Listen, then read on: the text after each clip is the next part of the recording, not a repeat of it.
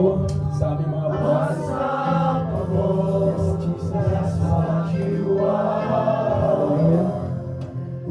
Unchangeable, unshakable, unstoppable. That's what you are. Hallelujah. Hallelujah, Lord. Your love is unstoppable for us, O God. Hallelujah. Hindi man kami karapat-dapat, Panginoon, yet you are worthy on our praise. Na sa mga oras na to, ikaw, Panginoon, ang magbago sa aming mga personal na pagpupuri sa iyo, Panginoon. We are Holy Spirit manifest sa aming mga buhay in the name of Jesus. And Lord, maraming salamat dahil binigyan mo kami ng pagkakataon na sa araw na ito, ikaw ang uupo sa trono ng aming mga puso, Panginoon. And Lord, maraming salamat dahil binigyan mo kami, Panginoon, ng sapat na kalakasan na muli kaming magpupuri sa iyo. Sama-sama kami na magpakatatag sa aming pananampalataya na sa mga araw na ito, Panginoon, at sa mga darating pang panahon, hindi mo kami iwan, hindi mo kami pababayaan. Lord, maraming salamat. Hallelujah. Let your words, Lord, will be the nourishment of our spiritual life today. And let your words will transform our life from old to new in the name of Jesus. And Lord, ikaw ang kailangan namin na sa araw na to, sa aming mga buhay, mayroon kang gagawin at babaguhin in the name of Jesus. Muli, Panginoon, speak unto us. Ikaw ang magsalita sa bawat isa sa amin kung paano kami magtiwala sa iyo, paano namin ipagkatiwala sa iyo ang aming mga buhay, ang aming mga plano, hallelujah, ang aming mga hakbangin. At sa mga oras na ito, Panginoon, muli, stand in behalf of us, na ikaw, Panginoon, ang maitaas sa fellowship na to, ang iyong pagmamahal, ang iyong disiplina, na ang aming loyalty, Panginoon, manatili sa iyo. Ano man ang magaganap, Panginoon, we will raise your banner through our life, Lord. Because today, we will encounter you. We will have your fully love and embrace, Lord, sa iyong pagmamahal. Salamat, Panginoon. Muli gamitin mo ang iyong lingkod na maging mouthpiece mo, Panginoon. Lord, help me to deliver your very message in the midst of us, O God. Ikaw ang aming dakilang guro ngayong gabi at mangusap ka sa amin, Panginoon. Sa lahat ng mayroong pinagdadaanan ng iyong mga lingkod, Lord, pawiin mo ito at maging sa oras na to, ikaw ang priority lane sa bawat buhay ng bawat isa. Salamat, O Diyos. Purihin ka sa lahat ng pagkakataon in Jesus' name. Amen.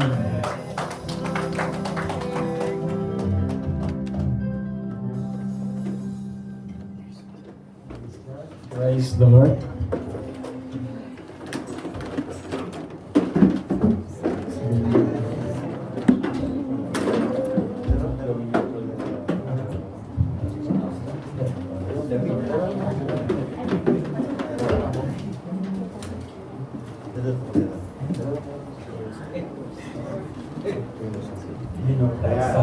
Kasi wala akong tinulang. Hallelujah. Praise the Lord. Amen.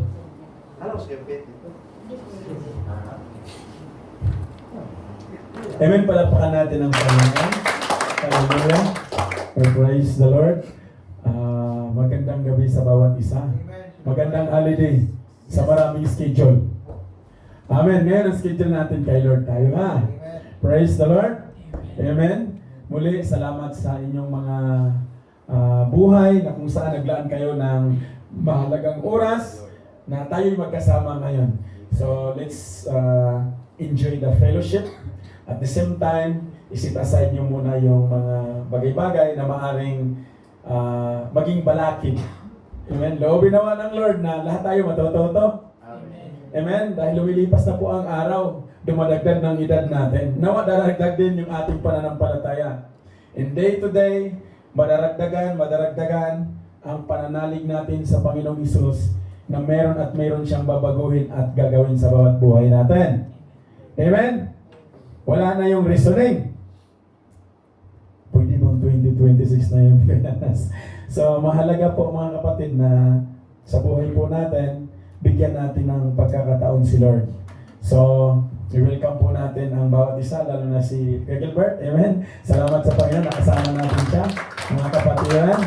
Amen? Mga taga-power energy. Power na, may energy pa. So, amen. Amen. So, di ba? Ganda, no? Siyempre, yung mga old citizen kong kaibigan, laging happy yan. Amen? So, lagi kaming masaya kahit anong panahon at pagkakataon. Amen. So, ang pag-uusapan po natin, ang tema ng buwan na to, Spirit-Guided Church. Pag sinasabing church, ikaw at ako. The Bible speaks, don't you know that your body is a temple of God? Amen. He is living in us. Kaya nga, mahalaga yung mga puso natin. Kaya kami mga senior citizen, yung puso namin lagi pinag-uusapan. Kumusta puso mo, Brad? Amen. Dahil po yung puso po natin, ito po yung pinaka-crucial eh. Madali po itong magpanggap. Tama? Kahit na nasasaktan na, pinipilit pa rin umingiti. Pero pag nakatalikod, nababago ang anyo. Hindi naman yun super science. And si Sango ko yan. So titingnan natin, being a church, how we could encounter Jesus, the very love of the Lord, the very plans of God sa ating mga buhay. Amen? And yet po mga kapatid, malaya po tayo. Either kukunin natin ang ituturo ni Lord na biyaya or manatili sa upuan. O manatili doon sa makalumang pamumuhay. So dito tayo sa ituturo ng Lord kung paano po tayo mababago. At paano po magiging renewable ang ating mga buhay. Yung bang renewable energy na pagka nagsama-sama tayo masaya. Amen?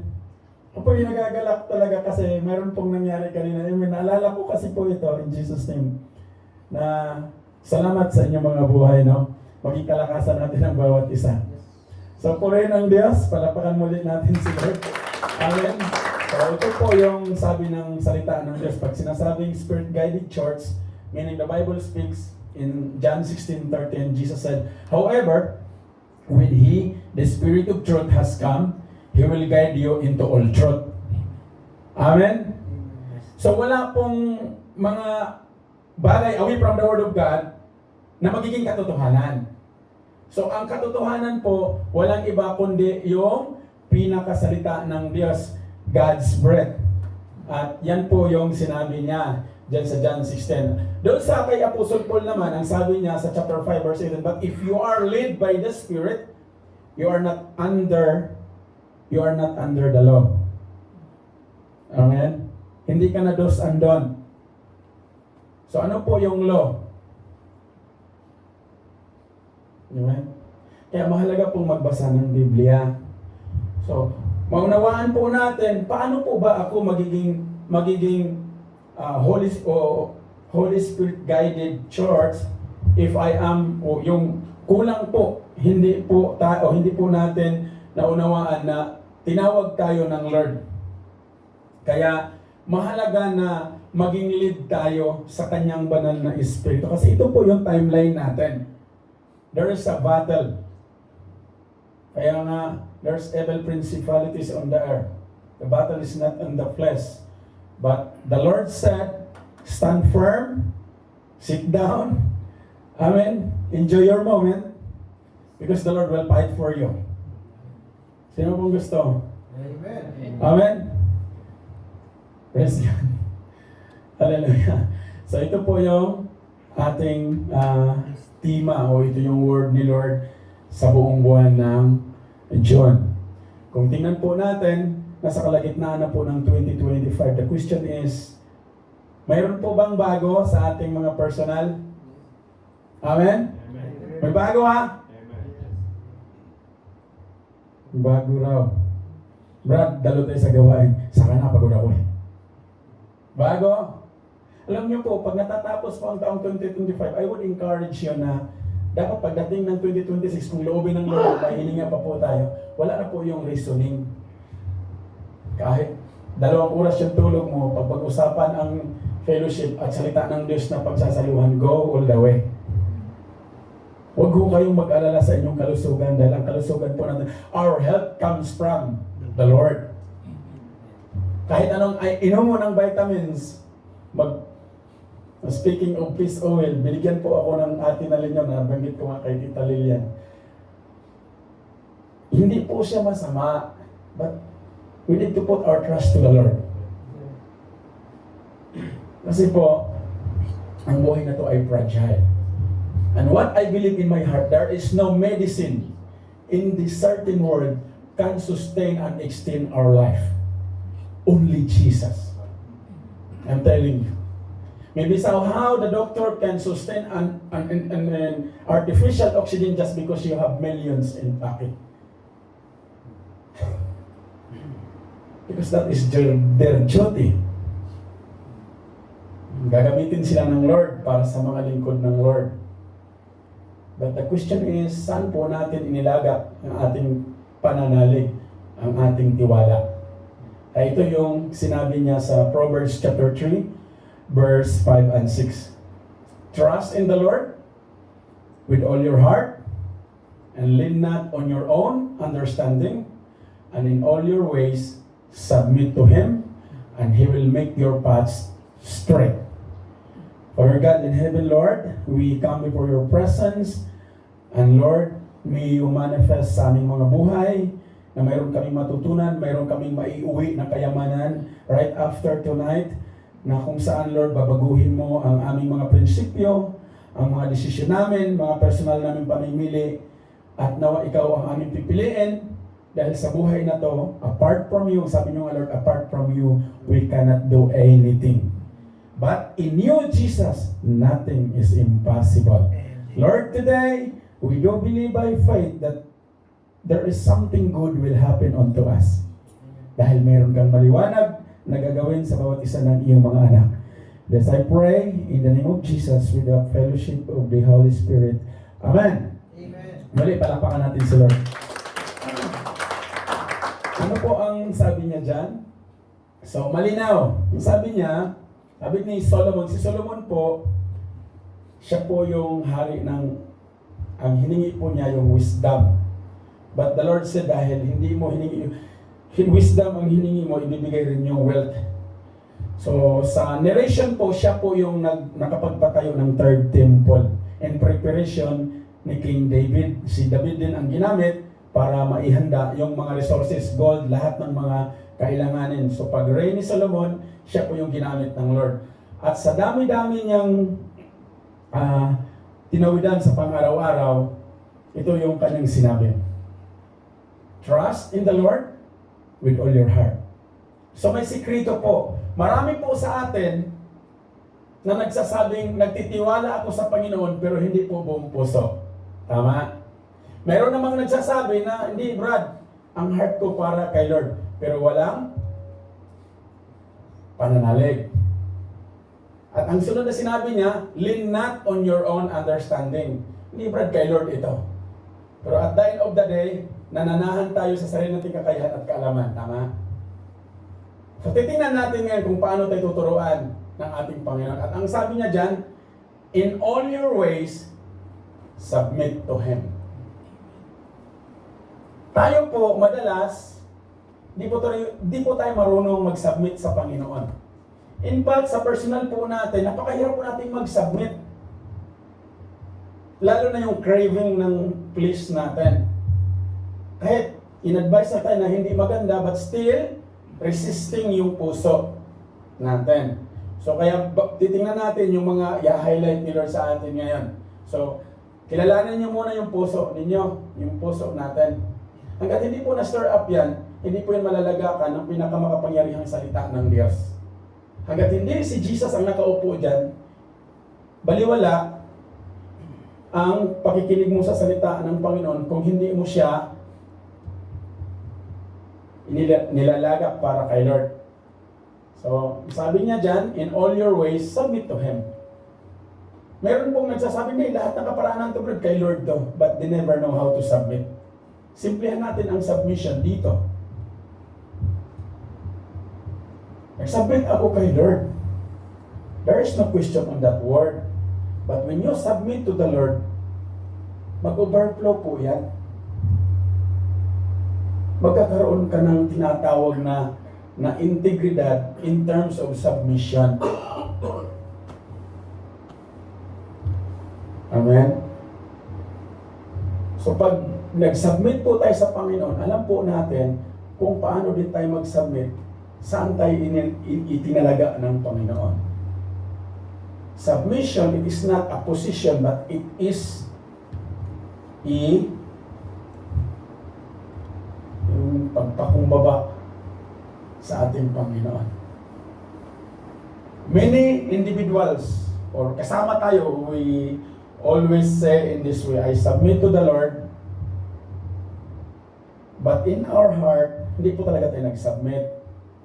So, titingnan natin ngayon kung paano po tayo tuturuan ng Lord. At ang sabi niya dyan, ang pinakamalinaw, yung huling talata, ang sabi niya, and He will make your paths straight. Sino pong gusto na maging diretso yung daan? Amen. Praise God. So, hallelujah.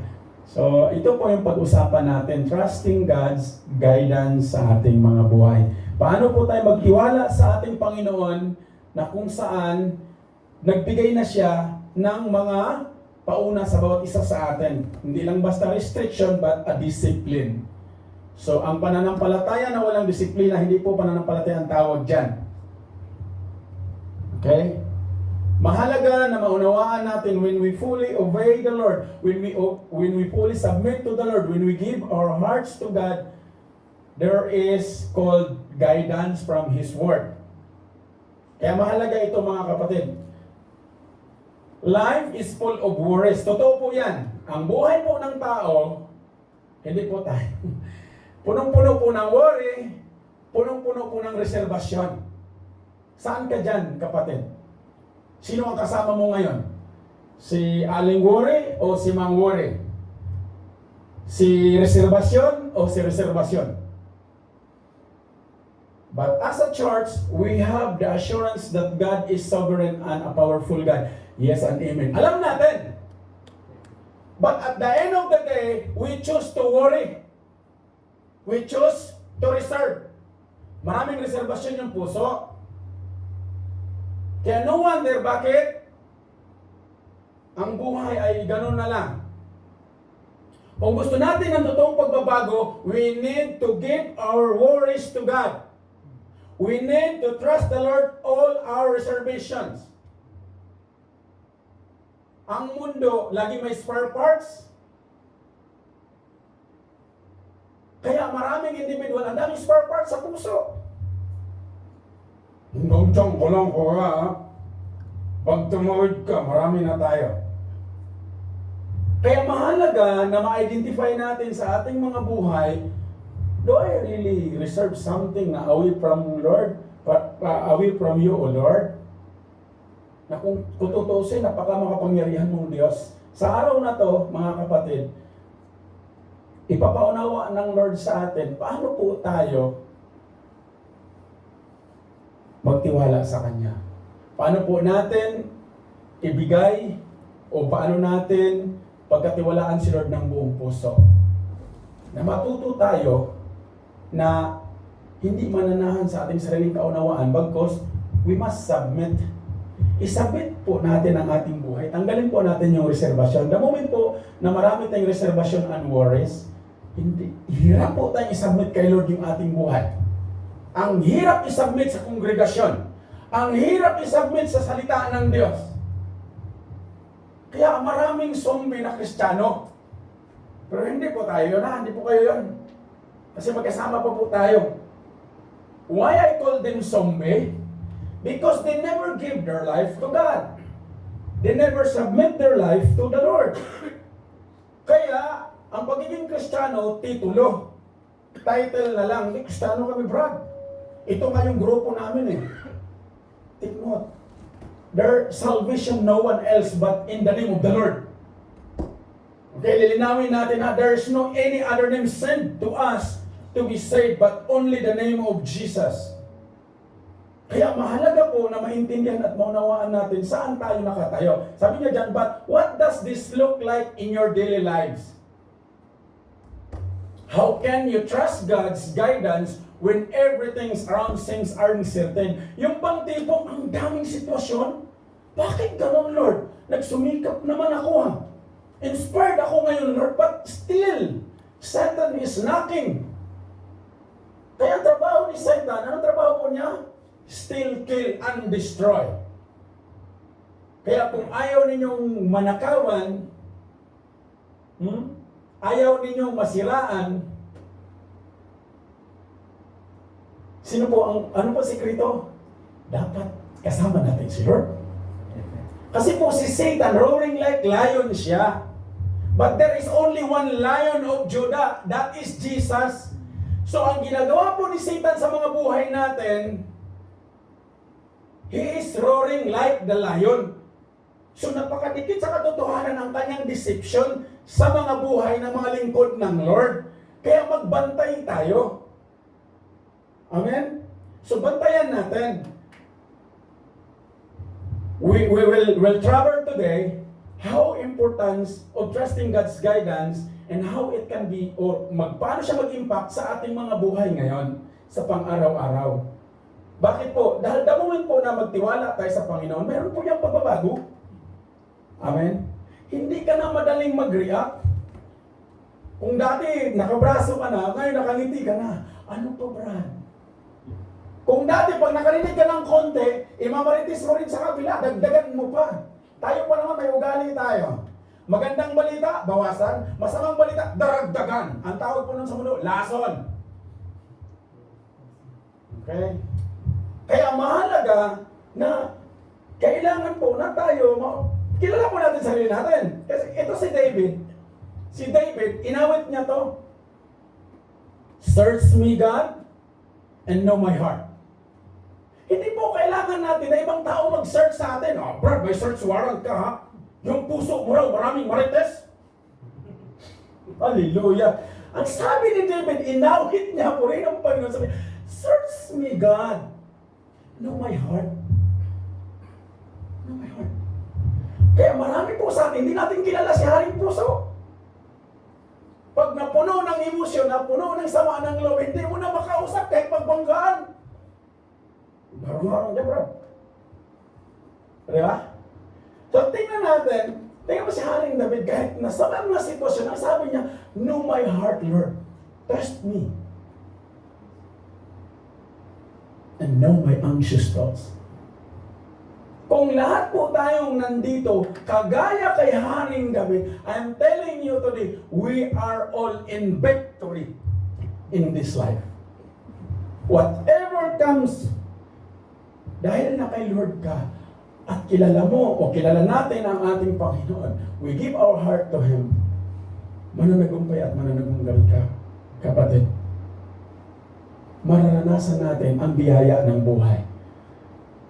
Tatlo po yung pag-uusapan natin. Una, trust in the Lord with all your heart. In Psalm 37 verse 3 and 5, sabi niya dyan, trust in the Lord and do good. When we trust the Lord, ano pong susunod? Do good. Wala pong nagtiwala kay Lord na iba ang ginagawa. Hindi na pabrasuhin yung giving. When you trust, you fully trust the Lord, walang problema ang giving. Hindi mo na iisip na tayo na naman, bro. Alam talaga di tayo nagbibigay. Oo, talaga, oo. Kasi nga, hindi kilala ang puso.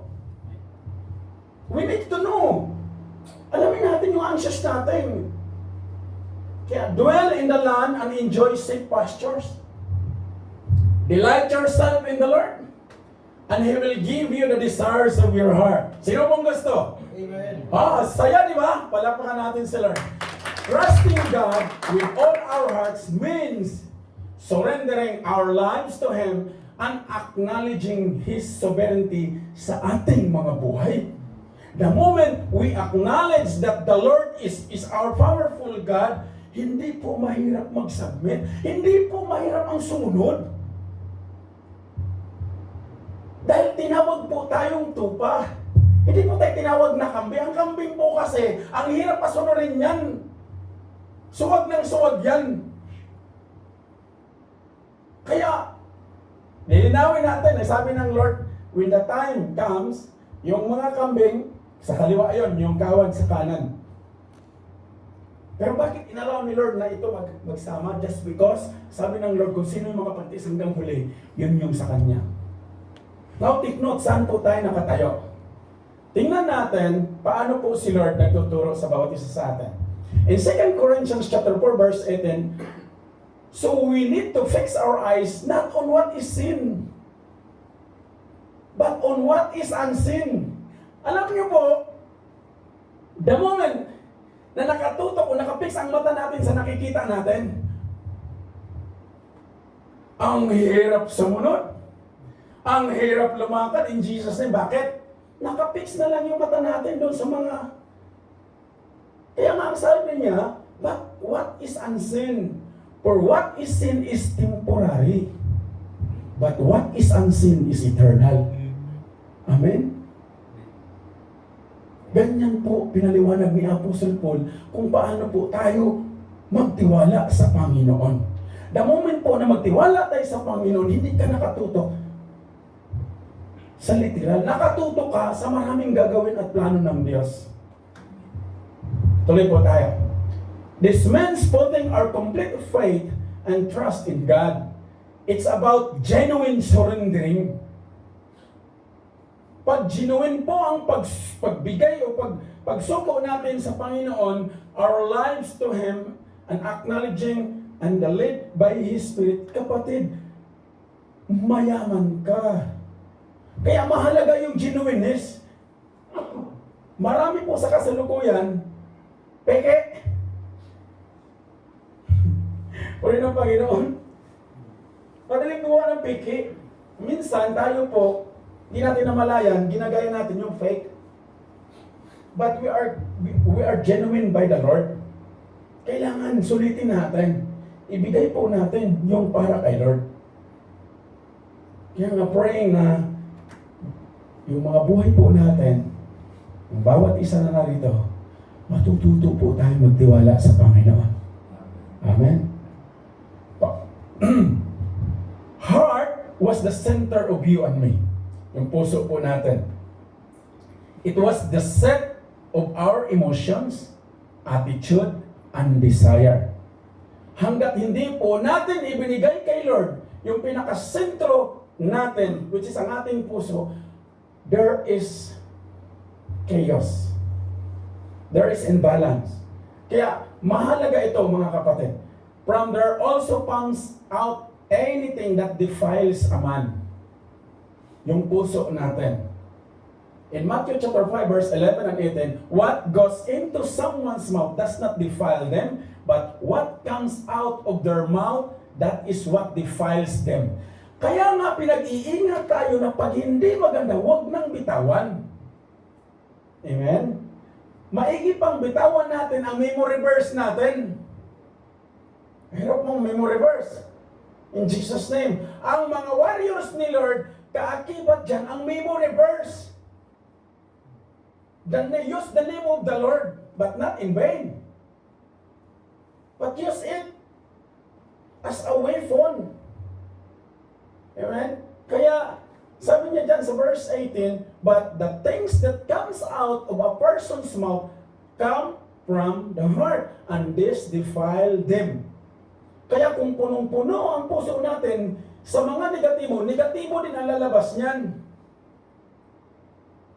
Pero pag punong-puno ito ng kayamanan na galing kay Lord, gagalingan, victorious day, puro pananagumpay ang bibitawan ng ating lahi. Mabuti si Lord, Brad. Amen. Dati wala kaming aircon, ngayon wala nang aircon. Ang init naman. O, kita mo. Madalas po, hindi tayo nagbabantay. Napaka-reklamador natin pagka-Kristiyano. Isinubo na lahat ni Lord sa atin, but still we are keep on complaining in so many forms. Kaya nga, Bakit ang buhay ay gano'n na lang just because we doesn't appreciate the small things? Kasi ang ina-appreciate natin yung big things lang. Increment, malaking sahod. Wala pong question dyan kasi bibigay talaga ni Lord yan. Sabi niya, and all these things shall be added unto you eh. Ibibless at ibibless ni Lord ang mga gawa ng kamay ng bawat isa sa atin. But the moment na nakapokus tayo dyan, mawawala po tayo dun sa pinaka-original na plano at purpose ng Lord sa mga buhay natin. Amen po?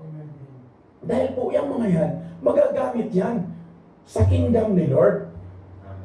Magagamit yan.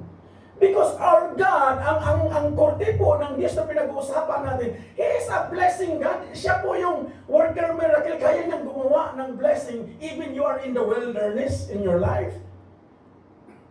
Siya po yung abundant pag nagbigay.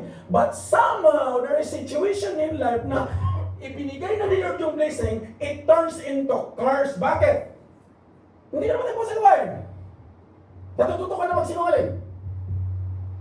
Sabihin mo doon kay Kuya, nasaan na busy ako?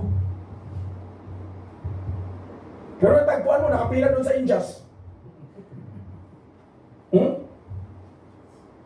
Hindi, doon sa Kanayon, nag-grocery kasi may sale. Sabihin natin mga kapatid, decision mo yan, but be careful. See to it that every situation in life, bawat mayroon tayong ginagawa, isipin po natin, Lord, nalulugod ka ba nito? Amen? Lord Jesus was very strict to make your heart always healthy. Amen? Ang gusto ng Panginoong Hesus sa bawat isa sa atin na healthy po yung ating puso. Bakit? In Luke 6:45, the good man brings good things out of the good treasure of his heart, and the evil man brings evil things out of the evil treasure of his heart. For out of the overflow of the heart, the mouth speak. In Proverbs chapter 4, verse 23, guard your heart with all diligence, for from it flows spring of life. Amen? Guardiyahan natin ang puso natin diligently dahil nandyan po ang spring of life, the river of life. Kaya mahalaga na si Lord ang uupo sa puso natin. Amen po mga kapatid. Pangalawa, lean not on your own understanding. Ang sabi po niya dyan, Isaiah, defined on this way. For my thoughts are not your thoughts, neither are your ways my ways, declares the Lord. Tayo po, mahilig po tayo, ipinagmamalaki pa po natin yung ating mga narasan, yung ating mga napag-aralan. Maganda po yan. Pero ang sabi niya dyan, lean not on your own understanding. Gagamitin po natin ang meron tayong knowledge to honor God, to glorify God sa ating mga buhay. Yet, we need to hear the Lord. Kasi sabi niya dyan, for my thoughts are not your thoughts, neither are your ways my ways, declares the Lord. Kaya ang pinakatumpak na sundan natin, walang iba ang Panginoon Jesus. Kaya kailangan natin basahin ang Biblia. It means we need to recognize the limitation of our understanding. Huwag na tayo masyado magaling. Alam niyo, galing natin pagdating sa mga bagay-bagay. Kailangan magkaroon po tayo ng ganitong prinsipyo. Lord, kulang ako eh. Alam ko yung natutunan ko by experience, maganda man siya, but alam ko ikaw ang kailangan ko, Lord. And trust in God's infinite or immeasurable wisdom. Wisdom cannot be found in college. Hindi rin niya matatagpuan doon sa pag-internet mo at maraming Wikipedia at AI. Matatagpuan po yan sa kanyang salita. Amen? Mahalaga po mga kapatid na maintindihan natin. In Proverbs chapter 3 verse 7, do not be wise on your own eyes. Fear the Lord. At takbuhan mo yung gawa ng demonyo.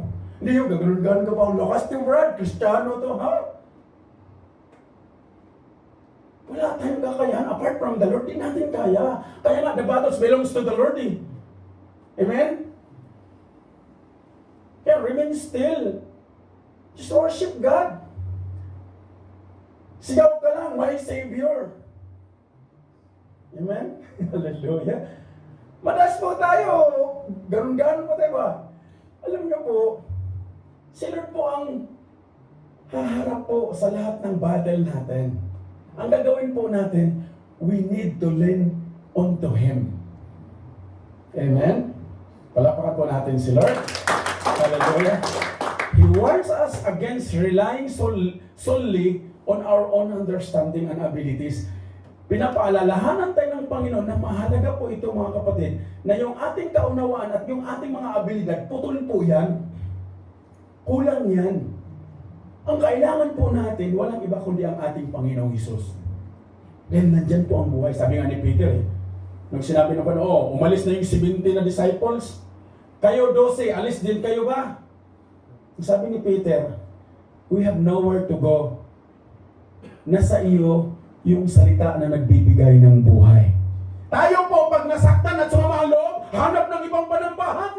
Pagdating doon, alam niyo mga kapatid, kahit saan ka pupunta, hanggang hindi mo maunawaan ang buhay na kasama ang Panginoong Hesus, kahit sinong kasama mo, kahit anong laki ng congregation, I'm telling you today, hindi ka lalago, hindi ka matransform just because you never give your life to God. Amen? Kaya mahalaga pong pag-submit sa Panginoon. Tayo po, literally, pag nasaktan, napagsabihan, pinahiya ako ng kuya na sa. Hanap na tayo ng pamanambahan, pero gawa tayong panambahan natin, ha? From the first place, hindi man tayo nagtayo nito eh. The Lord opened it for us today, for us to gather and fellowship. And it is our riches. Na habang nagtatrabaho tayo sa bansa, ito binigyan tayo ng ganitong stewardship ng Lord. At the end of the day, lahat po tayo harap kay Lord. Nagpagamit ka ba, anak? Hindi, kung pwedeng sabihin, oo Lord, pero yung puso natin, naka-box. Kaya, kilalanin natin puso natin, mga kapatid. Hallelujah. Trust and reverent fear to your God works hand on hand. Ibig sabihin, we must not carry out the fear without considering to trust Him. Kaya, ang sabi ng Biblia, the fear of the Lord is the beginning of wisdom. Amen? Huwag po nating ilagak ang ating takot. Psalm 111 verse 10, the fear of the Lord is the beginning of wisdom. All who follow His precepts have good understanding. To Him belongs eternal praise. Palapakan natin si Lord. Nandiyan matagpuan o sa salita ng Diyos ang totoong kaunawaan. Kaya mahalaga po mga kapatid, submitting to God or submit to Him and He will make your path straight. Ito po yung pinaka-highlights. Submitting to God means acknowledging His Lordship over area of your life today. Ito po yung challenge ngayon. Kanino po tayo nagtiwala? Saan po natin inilagay? Sabi niya, in all your ways, submit to Him and He will make your paths straight. Kaya mahalaga na when we submit to Him, He guides us and makes our paths straight, giving us direction and clear path in our life. Ang Panginoon po ang may kakayanan na linisin ang bawat daraanan natin at bigyan ng tamang direksyon ang ating mga buhay. Now, anumang nilalakaran mo kapatid, anong struggle ka meron pong malinaw na pangako si Lord. At yan po yung bigyan niya tayo ng yes and amen na direction at malinaw at malinis na daraanan. Makikita mo yung paligid mo, maraming kaguluhan, maraming mga sitwasyon, but still you will stand in victory because the Lord put already you in a victorious position. Pinosisyon na tayo ng Panginoon sa pananagumpay. But somehow, yung pamimili po natin ang malaking problema in Jesus' name. I don't believe problem because problem will solve itself. I believe God who can change doon sa mga negatibo into positive ways sa ating mga buhay. Now, in conclusion, trusting God's guidance requires faith. Pangalawa, requires surrender. Kanino po niya sinurrender yung inyong mga buhay? Sa may bahay ko, kuya, nasa siya, disgrasya mo niya, talaga naman, oh.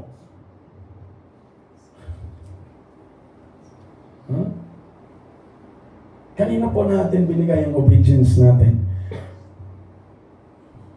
Kay supervisor. Hallelujah. Okay? As we trust in Him with all our hearts, lean not on your own understanding and submit to His will, He will make our path straight. May we learn to trust God more deeply in every area of our life. That's what the Lord wants to us today. You want to be the Spirit-guided church? You will be a church that leaded by the Holy Spirit. Alam niyo po, doon sa Galatians chapter 5, the gift of the Holy Spirit. Kung dating kuripot ka, ngayon mapagbigay ka na. Kung dating malungkutin ka, ngayon masayahin ka na. Nabasa niyo ba ba yung fruits of the Spirit? Hallelujah. Kung dating tutulog-tulog ka, ngayon active ka na. Puyak pa more. Hallelujah. Kaya talo. Hallelujah. Uri ng Diyos. Kaya magbantay kayo, baka pinupuyat kayo para matalo kayo. Hallelujah. Okay, we will learn to trust God more deeply in every area of our life. Palapakan po natin si Lord. Amen. Fear and trust in the Lord is a skills, church. To develop along with growing relationship with God. Yan po yung pinakamahalaga sa lahat. Hindi lang po sapat na may relasyon ako kay Lord. We need to have fear and trust to the Lord. Bakit dyan po nadidevelop ang pag-grow natin? Yung maturity natin. Amen? Hindi ka na madaling madadarang doon sa emotion mo. Hindi ka na madaling madadala sa pride mo. Oh, pride. Hindi yan si Lord. Ikaw yan. Diyan ka lang ha. Kalma ka lang. Mamaya, litson kita. Madalas po, nadadala tayo sa pride natin. Ako nagbigay niyan. Hindi mo lang ako nagpasalamatan. Kwento mo pa. Eh sa emotion, ako na naman naging topic ah. At least famous ka. Praise God. Hallelujah. Kaya nga may profesyong artista eh, para pag-usapan. Bilang Kristiyano po mga kapatid, tayo po ay inilagay ni Lord sa isang posisyon na hindi po tayo malilihado. Sino po ang naglagay sa alanganin ng posisyon natin? Tayo, hindi po ibang tao. Kaya mahalaga yung pamimili. Amen? Sino hindi man po namimilit? I'm telling you today, hindi po siya namimilit. He's waiting for you and me to come unto Him. Lord, ikaw ang kailangan ko. So our challenge today, in these wicked days is, una, will we trust God's wisdom over our own? Amen? Pangalawa, will we surrender our self-reliance and submit to His guidance? Yes or no? Hallelujah. Lifetime po itong assignment. The promise is clear. He will make our paths straight. Let us choose to trust Him completely and may our lives be a testament to His fullness, church. Kahit saan ka nakatayo, ano man yung sitwasyon, meron tamang droughtness financially, emotionally, and family, huwag kang mag-alala, huwag kang malungkot. Bakit? Mayroong magandang plano si Lord sa iyong buhay. And that's what His message about is sa atin. Amen? Tayo po tumayo. Hallelujah. And in 2 Corinthians chapter 9 verse 8, and God is able to bless you abundantly so that in all things at all times, having all that you need, you will abound in every good work. Now when we trust the Lord with all our heart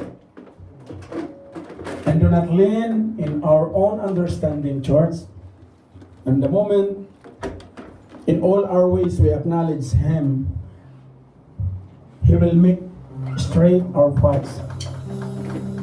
Take note,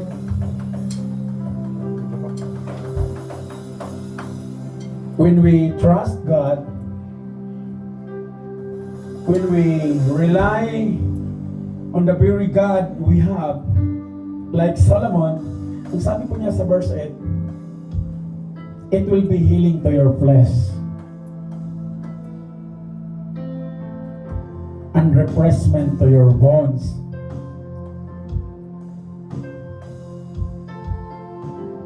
Kaya sa araw na to, tandaan natin, isa puso po natin, isa puso po ng ninyo, bawat isa,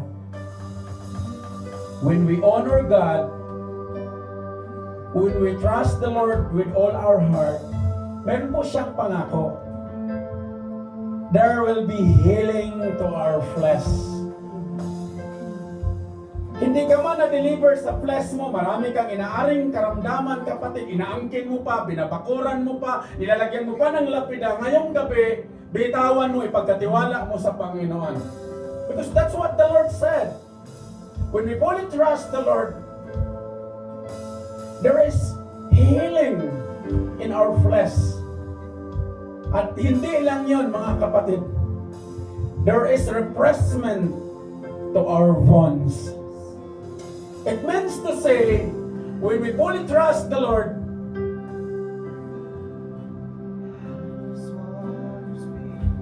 mayroon pong maganda sa mga buhay natin. Hindi na rason ang mga karamdaman, hindi na rason yung mga sitwasyon, bagkus ang pinakarason natin sa araw na to ay, Lord, here I am, use me. Here I am, send me. Because I do believe this church were opened by the Lord because He wants to raise leaders, and that is you. Being a leaders, we must trust all the way to the Lord. Kailangan nating magtiwala sa Panginoon. Do not lean on your own understanding. And in all your ways, acknowledge the Lord. Huwag po tayong mag-acknowledge sa Panginoon pagsugsog na. Kaya ngayong gabi, piliin natin si Lord. Dahil hindi po niya tayo iwan.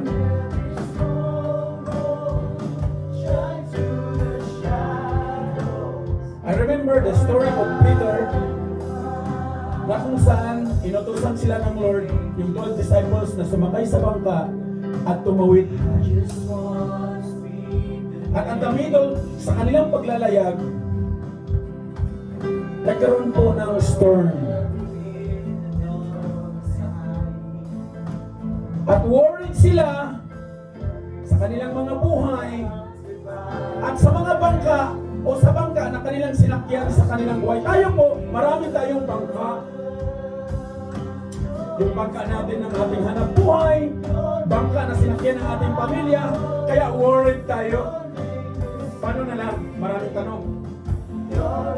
The moment na si Jesus ang pinaupo natin sa bangka ng ating mga buhay, there is victory choice. Kayang patigilin ng Lord ang lahat ng mga storms na mayroon tayo sa araw na to at papalitan niya ito ng pinakakalmang buhay na kahit saan ka pupunta, kaya mong isigaw ang pangalan ng Panginoong Hesus. Kaya sa araw na to, mga kapatid,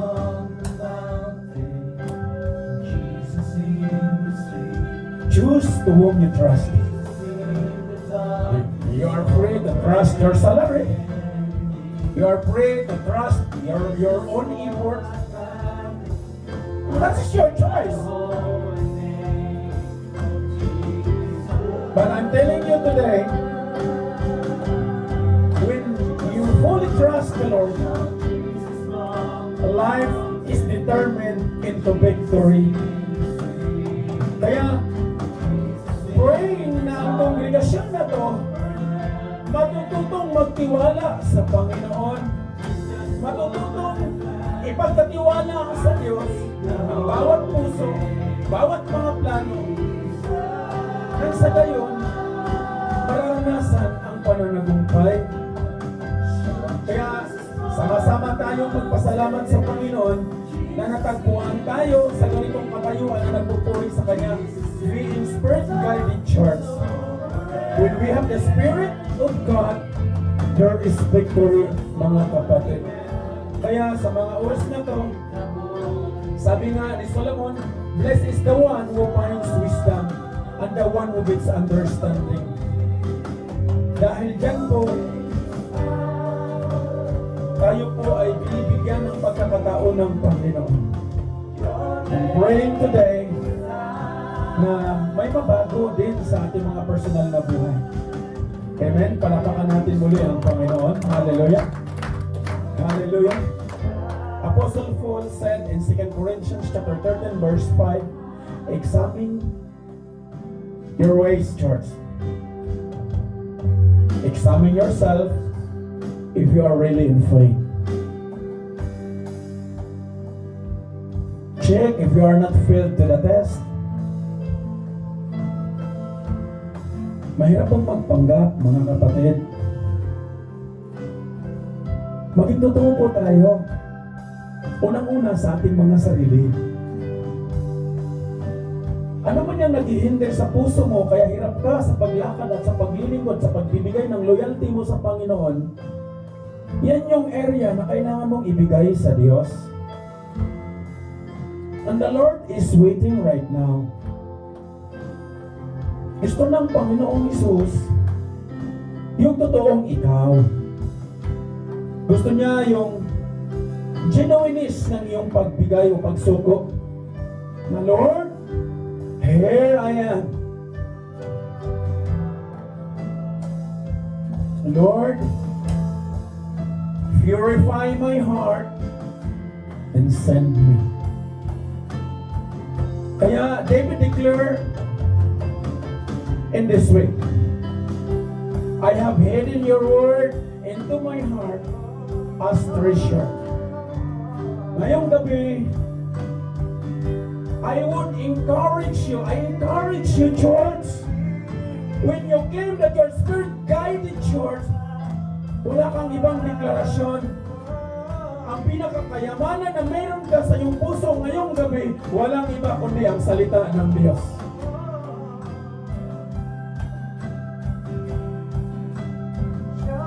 Ang buhay po natin, away from the Lord, full shirt po yan. Kaya ngayong gabi, you're invited by the Lord to give your hands unto Him. Be willing to submit sa will ng Panginoon. Praying na ang kongregasyon na ito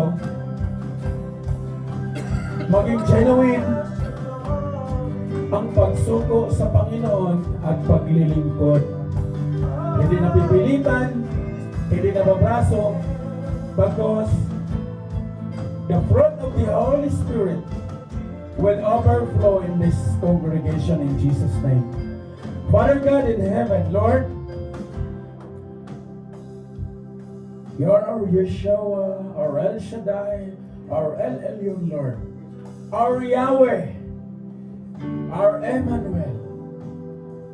Right now, right here, you are the worker miracle God we have. Lord, apart from you, we are nothing. But you said in your very word that blessed are those who riches is you. Blessed are those who trust you more. Lord, gusto namin na ma-bless kami. Gusto namin na pagpalain mo ang gawa ng aming mga kamay. But tonight, Lord, hallelujah, help us, Lord, to surrender. Church, give your hands to God. Huwag mong ilagay sa bulsa mo, kapatid. Give your hands and surrender your will to the very will of the Lord. Hallelujah. Lord, open the windows of heaven right now. Buksan mo, Panginoon, ang mata ng spiritual ng bawat isa. What heaven's like, Lord? Show us, Lord, your glory. right now, Lord, in Jesus' name. We need you, Lord. Hallelujah. Show us your face, Lord. Show your glory in this congregation. In the name of Jesus. Lord, I pray that this congregation will encounter a true living God like you. Na ang kongregasyon na ito, walang ibang pagkakatiwalaan, walang ibang sasandalan, kundi kayo, Panginoong Jesus. Lord, I pray, ano man yung naging hadlang sa paglakad at paglilingkod ng iyong mga anak, Panginoon, sa mga oras na ito, Lord. Hallelujah. I rebuke them and put them in the bottom of your faithful God in Jesus' name. Pray the deliverance of this church na kayang ipaggamit ng bawat isa ang kanilang mga buhay to glorify you, Lord. Dahil sabi mo nga sa iyong salita, Panginoon, when we fully invest our trust unto you, Lord, hindi po kami madidihado. Praying today in Jesus' name that greater things are yet to come in this congregation in the name of Jesus. Hallelujah. Lord, praying that this church will always be a head, not a tail. In the name of Jesus. Praying that this church, Lord, will encounter the true living God, and that is you, Lord. Hallelujah. Hallelujah, Lord. Hallelujah. Hallelujah. Lord, I pray and ask your authority, Lord, that tonight, lahat ng vices na meron pa sa iyong mga anak, Lord, deliver them by faith. Lahat ng mga vices, mga gawain na hindi nakakalugod sa iyo, Panginoong Jesus, Lord, tanggalin mo ito sa iyong mga anak. At palitan mo ito, Panginoon, ng kauhawan sa iyong mga salita. Lord, gawin mo ang pagbabago na ito sa bawat isa na narito, lalo na, Panginoon, sa iyong mga lingkod. Hallelujah. Lord, maraming salamat dahil dapat kang nangako na ang sabi niyo, Panginoon, you will never leave us nor forsake us. Today, I pray that you will deliver us, Lord, into your glory. Do not send us without you, Jesus. Kailangan ka namin, Panginoong Isus, sa mga huling araw na to, sa aming mga buhay. And Lord, may you bless sa lahat ng iyong mga lingkod na habang nagtatrabaho sa bansang ito, you will open the overflowing joy, the overflowing resources, the overflowing deliverance sa bawat isa nang sa gayon, Lord, ikaw ang maitestimony na mabuti ka sa aming mga buhay sa lahat ng pagkakataon. I'm praying, Lord, na ngayong gabi, you will establish your very discipline sa kongregasyon na ito. Teach us, Lord, to number our days so that we may gain wisdom on you, Jesus. Turuan mo kami na right after today, we will be united in one accord, that we will work hand on hand to extend the furtherance of your kingdom habang narito kami nagtatrabaho sa bansang Saudi Arabia, Lord. Salamat po, Panginoon. Hallelujah. Lord, continue to bless sa bawat buhay ng bawat isa, ang mga aunties and kuyas, Lord. Praying that your message will inspire them to trust you more. Praying your message will establish the very discipline of their hearts. And Lord, I pray na sa araw na to, mayroon ka ng ginawang pagbabago sa iyong mga lingkod. And this I pray in the name of the Father, in the name of Jesus, and in the name of the Holy Spirit. Church, claim and declare. Deklarahan mo ang iyong buhay. Mananagana ako, Lord, dahil ikaw ang aking Diyos. Amen. Mananagana ako, Panginoon, sa lahat ng aspito dahil ikaw ang nangako na ikaw ang aking great provider. Ikaw ang aking salvation. Amen. Hallelujah. Palapakan natin muli ang Panginoon. Manatiling nakatayo.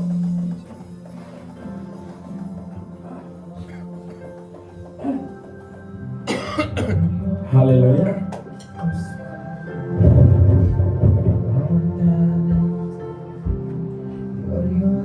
Hallelujah. Since naunang linggo ito ng araw na ng month ng June, let's celebrate the goodness of God. Hallelujah. Let's pray for the elements. Hallelujah, Lord.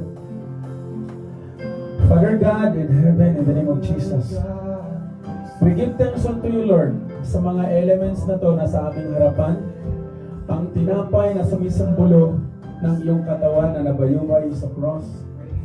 Lord, may you bless them. May you empower this bread that can transform our life at maunawaan namin ang kahalagahan ng banal mong hapunan, Panginoon. Narito ang katas ng ubas na sumisimbolo ng iyong dugo. Nang sabi niyo nga sa inyong salita, without remission of your blood, there is no forgiveness of sin. And Lord, empower us, Lord, or empower these elements that can transform us into all your glory. Right now, Lord, we honor you by partaking these elements. At mayroon kang gagawing pagbabago sa buhay ng bawat isa. Amen.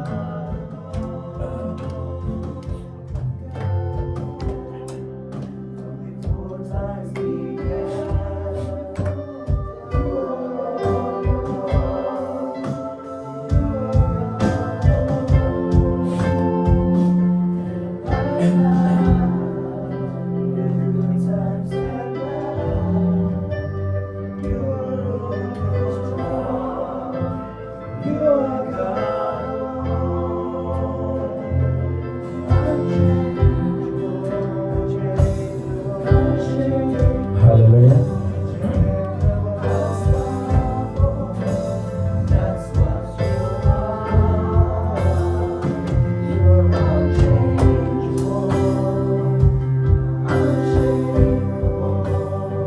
Amen.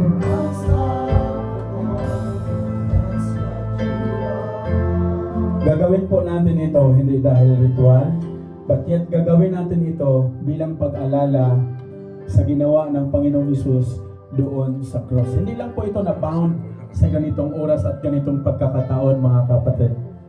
If you are convicted by the Lord to do this Lord's Supper, do it in personal. But today, let's celebrate. The Bible speaks, praise the bread, for I received from the Lord what I also delivered to you, that the Lord Jesus, on the night when he was betrayed, took bread. And when he had given thanks, he broke it and said, "This is my body which is for you. Do this in remembrance of me." Let's partake the bread.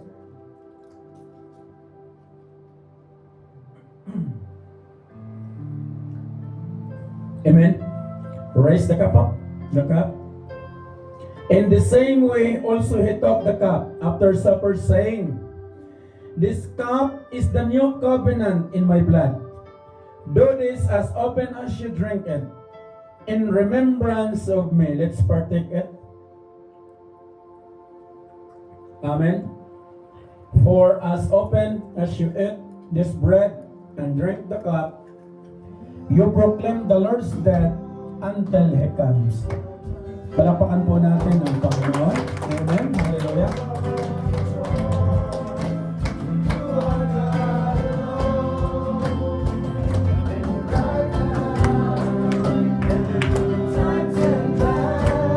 Amen. Hallelujah. Sa pagkatapos ng gawain ng ating Panginoon, ay ating pong selyuhan sa panalangin na may pasasalamat dahil ang gabing ito ay punong-puno ng pag-asa sa ating Panginoon sa Kristo. Yes, Abba Father, hallelujah. Maraming salamat po sa mensahe nyo sa gabing ito na kung saan ay tinuruan mo kami na magtiwala sa iyo, O Lord. Na ang pananampalataya namin ay laging nakatuon lamang sa iyo, O Lord God. Ano man ang circumstances na dumating sa aming buhay, kami magtitiwala sa iyo, O Lord God. At patuloy na sinasubmit namin ang aming mga buhay sa iyo, O Lord. Hallelujah. Surrendering our lives unto you, O Lord God. Hallelujah. Salamat sa pagtuturo mong ito. At salamat sa banal na Espiritu Santo na siyang ipinagkaloob mo upang maggabay at matnubay at magturo sa amin sa tamang lakarin sa aming mga buhay. Amen. Kaya maraming salamat po sa gabing ito, Lord God. We are victory, O Lord God. Hallelujah, Lord. In the name of Jesus. Hallelujah. We thank you so much, Father God. Hallelujah. At maraming salamat sa naging mouthpiece mo sa gabing ito, O Lord God. At sa lahat ng mga manggagawa na ikinalagang, O Lord God. We thank you so much. Hallelujah. Dahil sa po itong napakalaking pribileo sa bawat buhay ng mga lingkod mo, O Lord God. At aking pong tinataas at itinadalangin sa iyo, Lord God, ang pansamantala pag-iiwalay namin, O Lord God. Lord, patuloy na gamitin mo ang mga magigiting mo, O Lord God.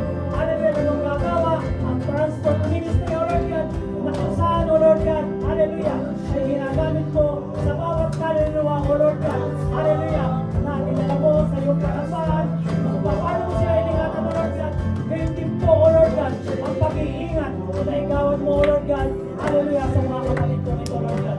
Amin din po yung pinagpapasalamat, O Lord God. Hallelujah, ang pagkain aming pagsasaluhan, na kung paano mabusog ang spiritual namin pamumuhay, O Lord God. We thank you so much, Father God, that you are our Jehovah Jireh, a great provider, O Lord God. Hallelujah, hindi mo kami pinagkukulang sa lahat ng aspeto ng aming pamumuhay. Bless this food, O Lord God, that we will partake